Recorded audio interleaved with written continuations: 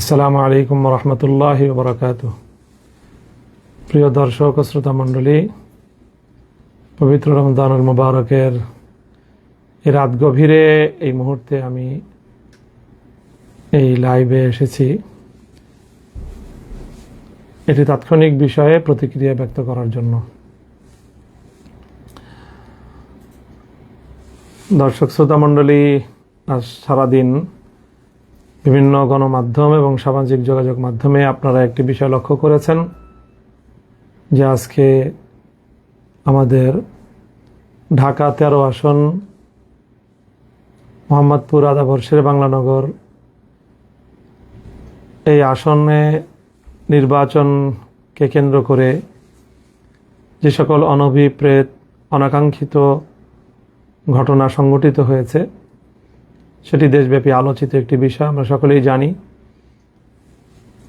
বিগত ত্রয়োদশ জাতীয় সংসদ নির্বাচনে যে আসনগুলোতে ব্যাপকভাবে ইলেকশন ইঞ্জিনিয়ারিং হয়েছে এবং জনগণের রায় ছিনতাই করা হয়েছে অত্যন্ত নগ্নভাবে, তার মধ্যে সবচেয়ে আলোচিত আসন হলো ঢাকা 13 আসন।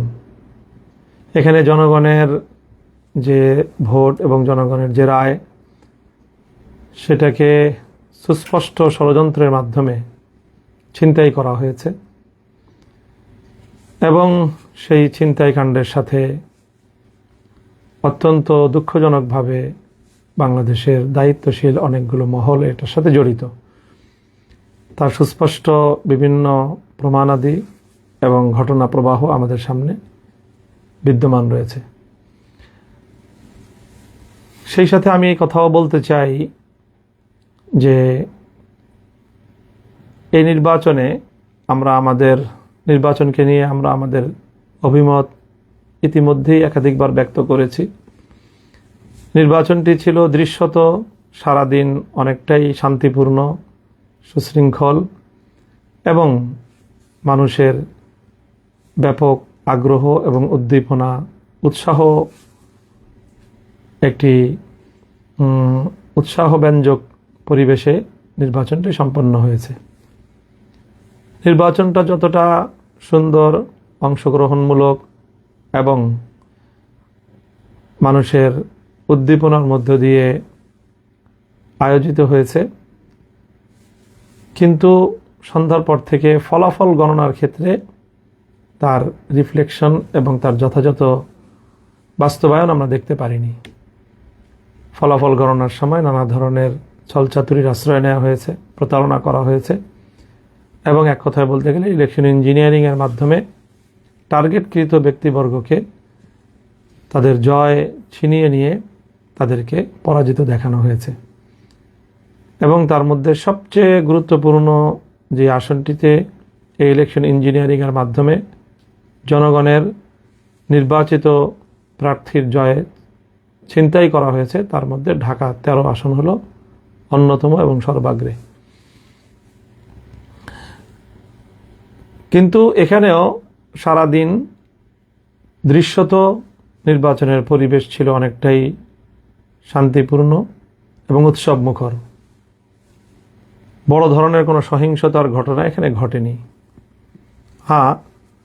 সকাল থেকেই আমাদের 11 দলীয় নির্বাচনের প্রতীক রিকশা মার্কার যেই সকল পোলিং এজেন্ট এবং তাদের যে সকল স্বেচ্ছাসেবক এবং কর্মীবৃন্দ ছিল তাদেরকে অনেক জায়গায় ভয়ভীতি প্রদর্শন করা হয়েছে, হুমকি ধমকি প্রদান করা হয়েছে এবং আমরা সকাল থেকেই অব্যাহতভাবে গণমাধ্যমে এই ঘটনার প্রতিবাদ জানিয়ে আসছিলাম।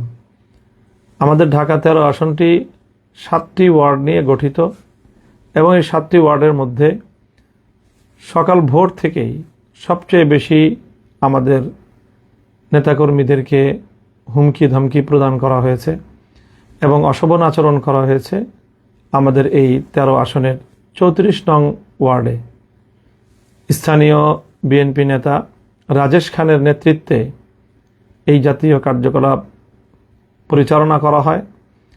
আমাদের কেন্দ্রের বাইরে বুথগুলোতে আমাদের যে সকল নেতাকর্মীরা ভোটারদেরকে রিসিপশনের জন্য, তাদেরকে ভোটার স্লিপ প্রদান করার জন্য, ভোটারদেরকে এগিয়ে আনার জন্য যে সকল কার্যক্রম পরিচালিত হচ্ছিল, প্রতিটি সেন্টারে সেন্টারে, প্রতিটি কেন্দ্রে কেন্দ্রে এবং প্রতিটি আমাদের যে বুথ ছিল সবগুলোতে গিয়ে রাজেশ খান এবং তার সন্ত্রাসী বাহিনী ব্যাপকভাবে সন্ত্রাসী কার্যকলাপ পরিচালনা করেছে, হুমকি ধামকি প্রদান করেছে এবং তাদের অনেককে সেখান থেকে চলে যাওয়ার জন্য প্রাণনাশেরও হুমকি পর্যন্ত দিয়েছে এই রাজেশ খান।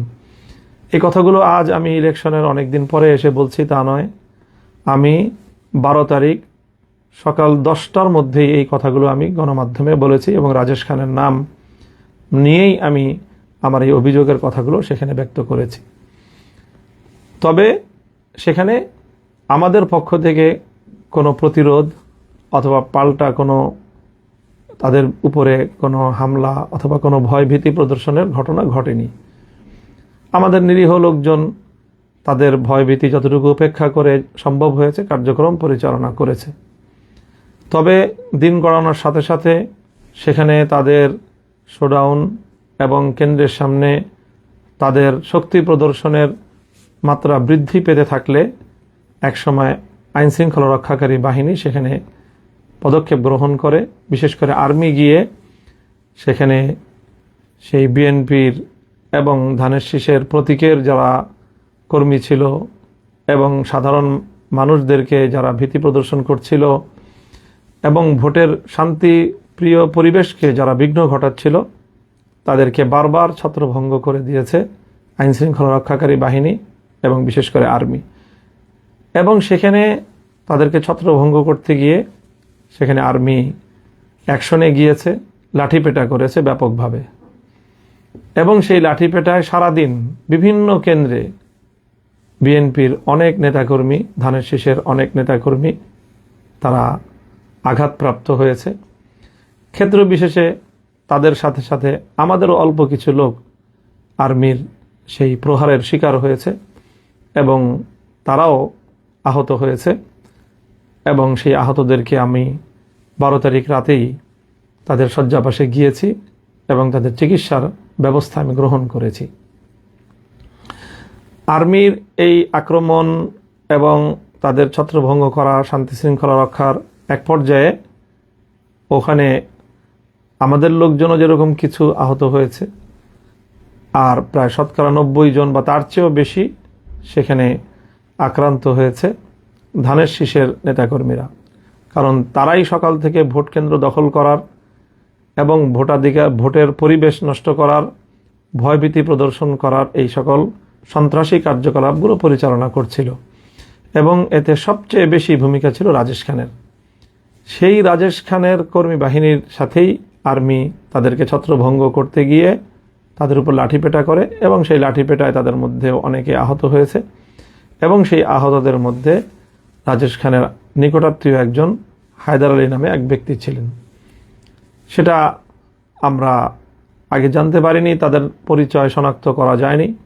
আজকে ধানের শীষের প্রার্থী হয়তো আগাম তারা অনুভব করেছিল যে হায়দার আলীর তার অবস্থা শোচনীয়, আর্মির লাঠিপেটায় গুরুতর আহত এবং আইসিইউতে সে সম্ভবত ভর্তি ছিল এবং আমরা আশঙ্কা করছি যে তার অবস্থা সংকটাপন্ন এবং তার মৃত্যু নিশ্চিত জেনেই সকালবেলা ধানের শীষের প্রার্থী একটি এখানে সিন ক্রিয়েট করেছে এবং আমাদেরকে বা আমাদের উপর এর দায় চাপানোর জন্য একটি নাটক মঞ্চস্থ করেছে এবং সেই নাটকের মাধ্যমে মূলত তাদের সন্ত্রাসী কার্যকলাপ, রাজেশ খানের এই দখলদারি, সন্ত্রাস এবং ভোট কেন্দ্র দখল করার তাদের এই প্রবণতা এবং তার প্রেক্ষিতে সেনাবাহিনীর পদক্ষেপের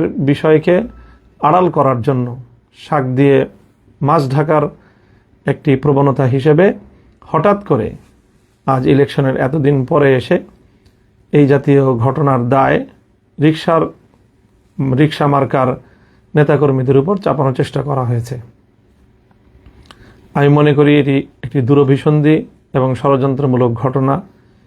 কিছুক্ষণ পূর্বে আমরা দেখেছি সামাজিক যোগাযোগ মাধ্যমে রাজেশ খানের এবং তার সহকর্মীদের মাধ্যমে তারা যেই সংবাদ প্রচার করেছে, সেখানে ওই হায়দার আলীর নিহত হওয়ার সংবাদ প্রচারিত হয়েছে।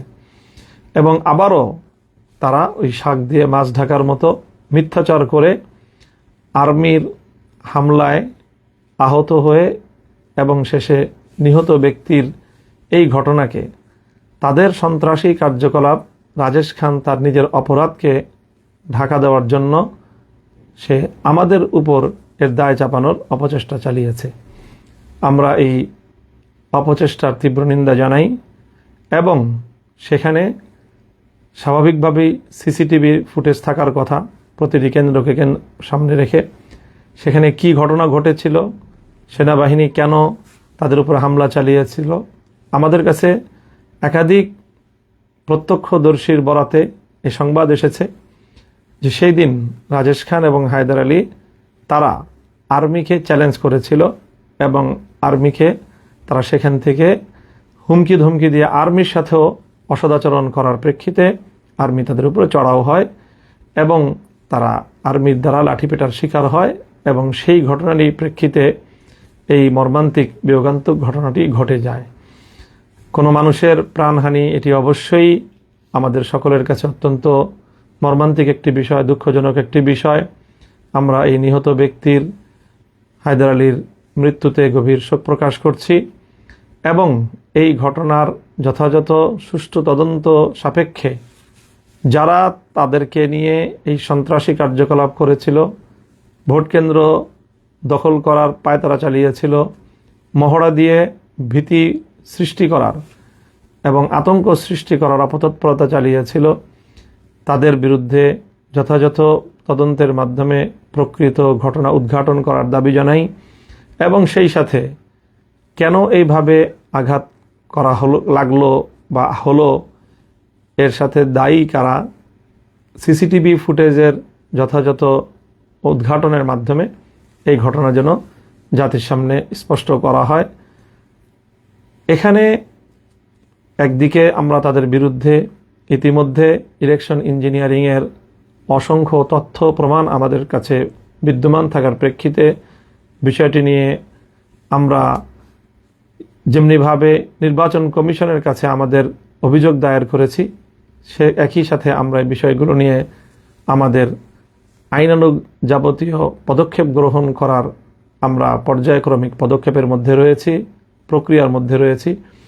সেটিকে যেন ভিন্ন খাতে কেউ প্রবাহিত করতে না পারে, বাধাগ্রস্ত করতে না পারে, সেই জন্য আমরা দেশবাসীর প্রতি, সরকারের প্রতি, আইন শৃঙ্খলা রক্ষাকারী বাহিনীর প্রতি আমরা উদাত্ত আহ্বান জানাই এবং দেশের সকল জনগণকে আমরা এই ব্যাপারে সোচ্চার এবং যেভাবে ভোট চুরির মাধ্যমে জনগণের ম্যান্ডেটকে ছিনতাই করা হয়েছে ঢাকা 13 আসনে, এর বিরুদ্ধে সারা দেশের জনগণকে সোচ্চার এবং তাদের প্রতিবাদ অব্যাহত রাখার আহ্বান জানাই এবং একই সাথে এইভাবে ভোট কেন্দ্র দখলের অপতৎপরতার সাথে জড়িত রাজেশ খান সহ 34 নং ওয়ার্ডের ধানের শীষের যারা তৎপরতা পরিচালনা করেছে, তাদের এই সকল অপতৎপরতাকে আইনের আওতায় আনার জন্য আমরা প্রশাসনের নিকট জোর দাবি জানাচ্ছি। আমরা চাই যেভাবেই হোক, যে প্রক্রিয়ার মাধ্যমেই হোক, একটি সরকার প্রতিষ্ঠিত হয়েছে, দেশ দীর্ঘ সংগ্রামের মধ্য দিয়ে একটি নির্বাচন পরবর্তী বাংলাদেশে একটি নতুন সরকার ক্ষমতাসীন হয়েছে। আমরা এই সরকার যথাযথভাবে কার্যক্রম পরিচালনা করুক, সেটা আমরা চাই। কোনোভাবেই শান্তিপূর্ণ পরিস্থিতিকে ঘোলাটে করার কোনো অপচেষ্টা, সাধারণ শান্তিপ্রিয় পরিবেশকে উত্তপ্ত করার মতো কোনো কর্মকাণ্ড যেন কেউ পরিচালনা করতে না পারে, সেজন্য আমরা সরকার এবং সংশ্লিষ্ট কর্তৃপক্ষকে সেই বিষয়ে সোচ্চার এবং সজাগ থাকার উদাত্ত আহ্বান জানাচ্ছি। সকলকে ধন্যবাদ জানিয়ে আমি আমার বক্তব্য শেষ করছি। ওয়া আখিরু দাওয়ানা আলহামদুলিল্লাহি রাব্বিল আলামিন। আসসালামু আলাইকুম ওয়া রাহমাতুল্লাহ।